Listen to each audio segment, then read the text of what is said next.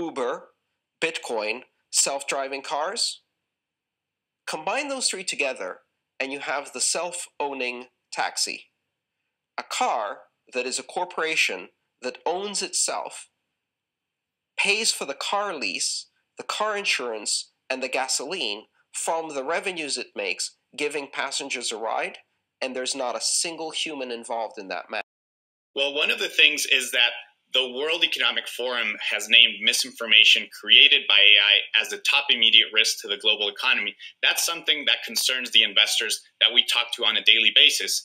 And the opportunity is that blockchains are built on the tenets of accessibility, of transparency, of immutability, and that way crypto can play a pivotal role in putting checks and balances on the misinformation created by AI. So that's a huge opportunity for the two technologies to come together and work with each other in order for AI to continue to thrive and create all the efficiencies that it's made possible, and then for blockchain to work in order to counter the downsides of AI and be able to enhance it even further. Did, Carl. It was as easy as booking an Uber or Lyft. And in fact, I took one here to Moscone Center for Figma's developer event conference. It's called Config. My driverless car, it arrived in under 5 minutes. It was easy to find. It was a smooth ride. I took some video from it.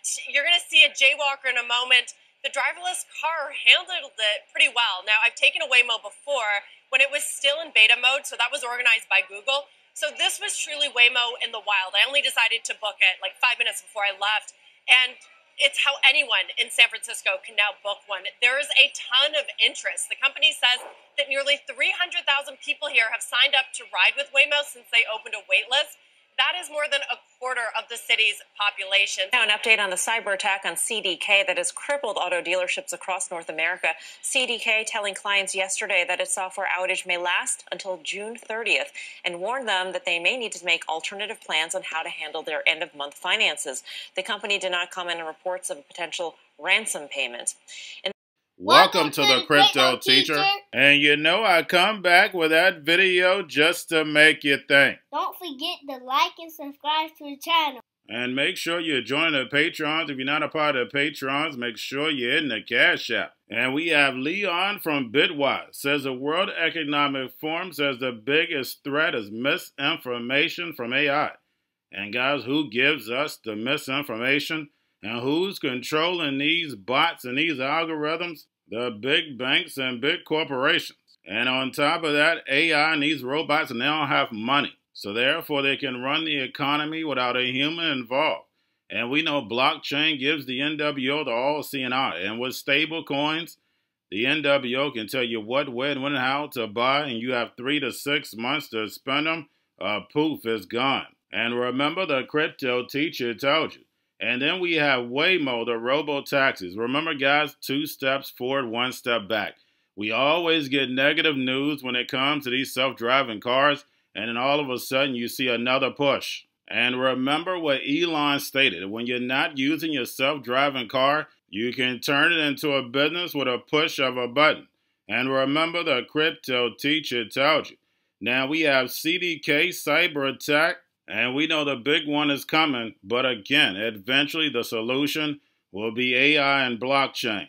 And then we have the yen at its lowest level since 1986. And they've tried a few interventions. They're not working. They need to start raising rates. And the central banks are holding it back as long as possible because as they raise rates, there's going to be a rumble in this economy. Remember, Japan saved the globe. And the Fed does a stress test for these big banks. And of course, they're going to come out okay. But the problem is these small and medium-sized banks are definitely going to crumble, especially when Basel III come into play, because you have to have capital requirements. But remember, guys, this is part of the plan. These small and medium-sized banks can't survive because they're fee-based. Fees are going to be cut, and then on top of it, you need plenty of liquidity because this fractional reserve system is going to say bye-bye. And then, guys, we have the casino just keeps getting bigger and bigger.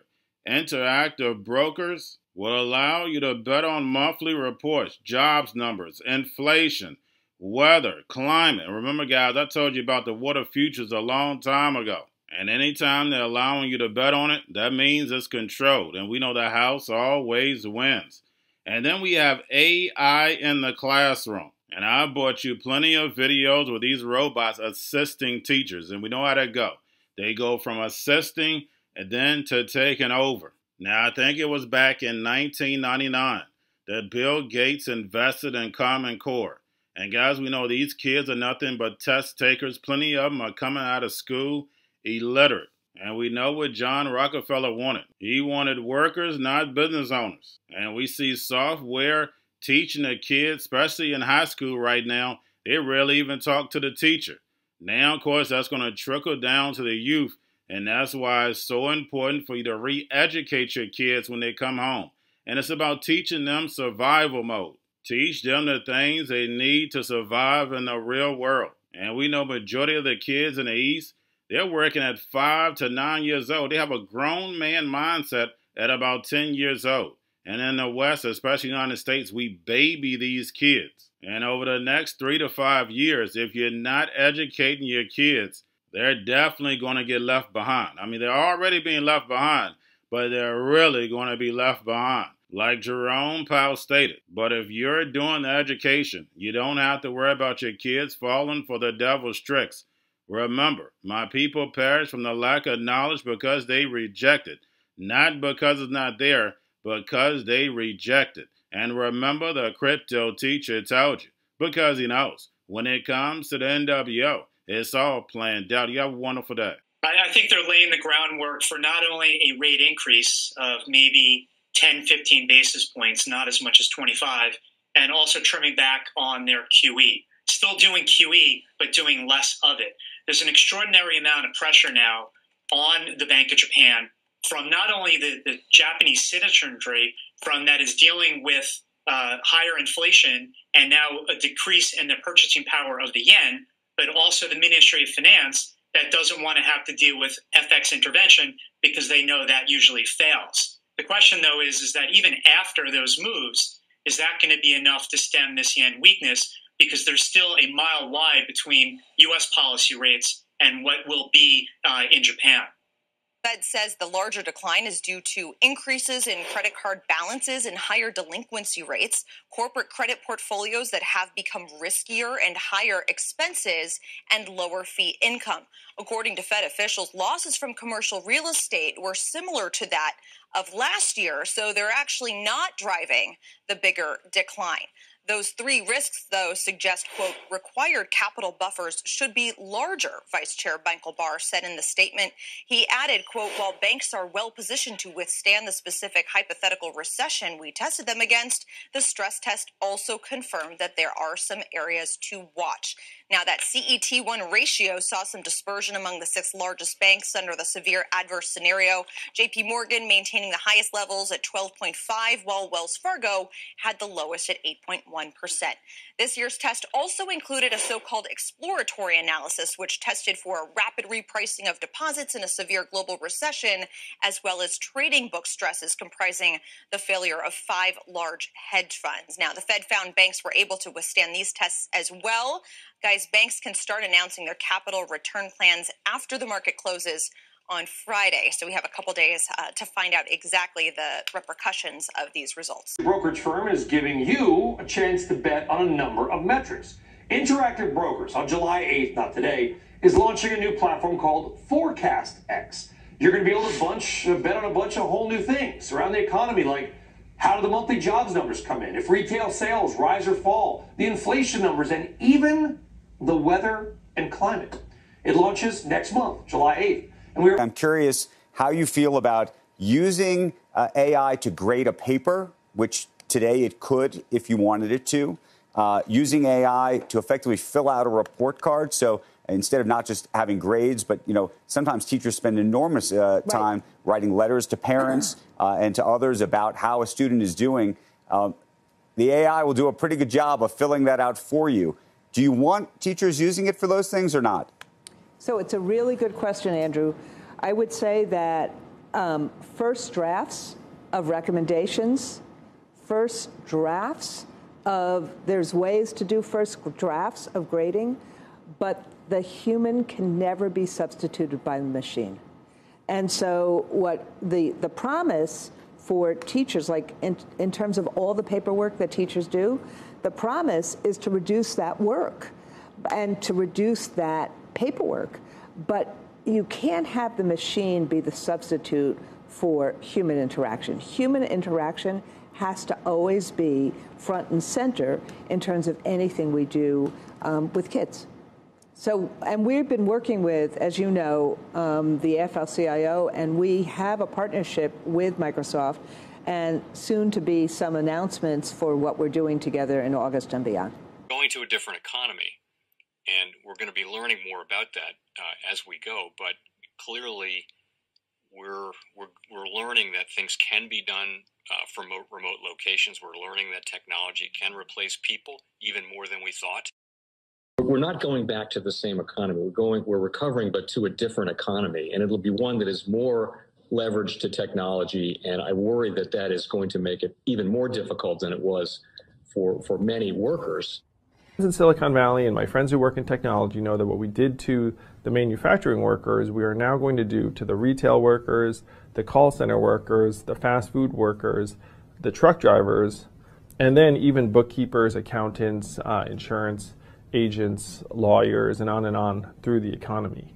So what happened to the manufacturing workers is a very clear sign. And so we'll import Chinese-based CBDC technology. So it's going to be CBDC in a box provided to you by the People's Bank of China.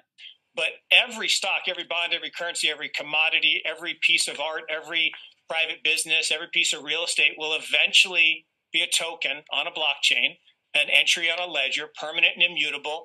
We will have truth instead of trust, and we will save over $7 trillion a year. 6 to 8% of global GDP is wasted by the friction of the trust industry that's necessary when you have dual entry accounting. With triple entry accounting, which is what a blockchain is, we get rid of all of that friction. It's a beautiful future. Like what you see in China and their social credit scoring systems, right? If we get identity wrong, it could be a tool to enslave humanity. And if we get it right, it could be a tool to liberate humanity. And as an American, I'm obviously rooting for the one that's on the side of freedom. Bitcoin is an international asset. And also, I do believe the role of crypto is, it's digitizing gold. I actually believe this technology is going to be very important. Look at it. We have been part of a huge revolution in investing through ETFs. We believe that ETFs will be changing the whole way we invest.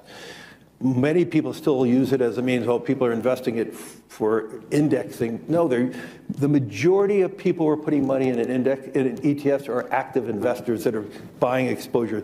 The entire bond market is being transformed as we talk right now. I believe the next generation for markets, the next generation for securities will be tokenization of securities. And if we could have that distributed ledger that we know every beneficial owner, every beneficial seller, we all have our code of who's buying, who's selling, instantaneous settlement. And think about it, it changes the whole ecosystem. Chinese bank ICBC has been hit by a ransomware attack, and the U.S. Treasury market, as a result of that, has been disrupted. This, according to the Financial Times. We're getting it more right now with Bloomberg's Shonali Bassick. Shonali, what do we know? Listen, we have the Financial Times now reporting that ICBC, one of China's largest banks here, was hit with a ransomware attack. And remember, they're a very significant intermediary in the Treasury market. The SIFMA has told its members that this has been part of the reason here that the system is kind of clogged up, if you will, during that auction that we saw a little bit before.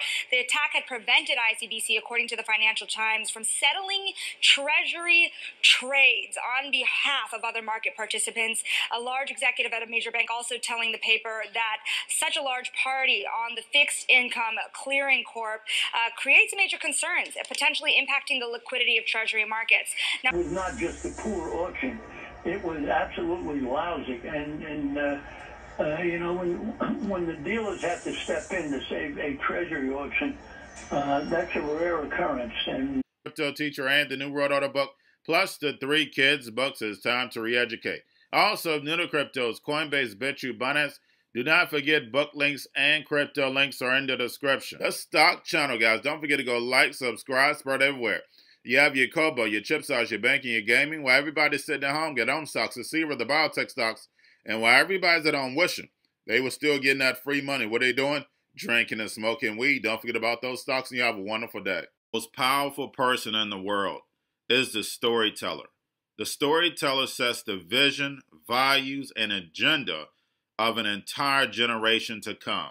Steve Jobs. And guys, you know I truly believe in this. When you look at the New World Order, they're the storytellers. And that's the reason why I wrote my New World Order book.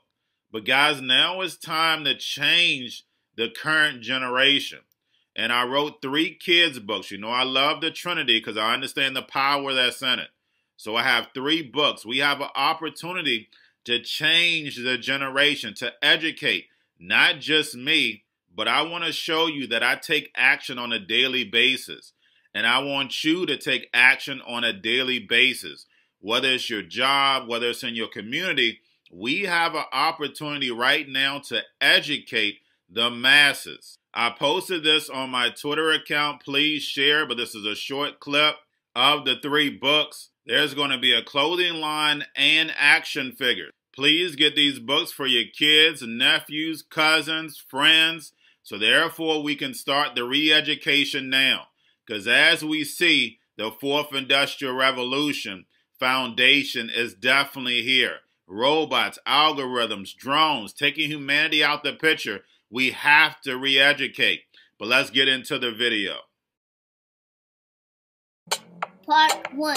King Joshua and Grandma Tam save the village. Part 2. King Joshua and Grandma Tam save New York from COVID-33. Part 3. King Joshua and Grandma Tam goes to China. It's mandatory to get part 1, part 2, and part 3 of this series. It's time to re-educate Generation Z.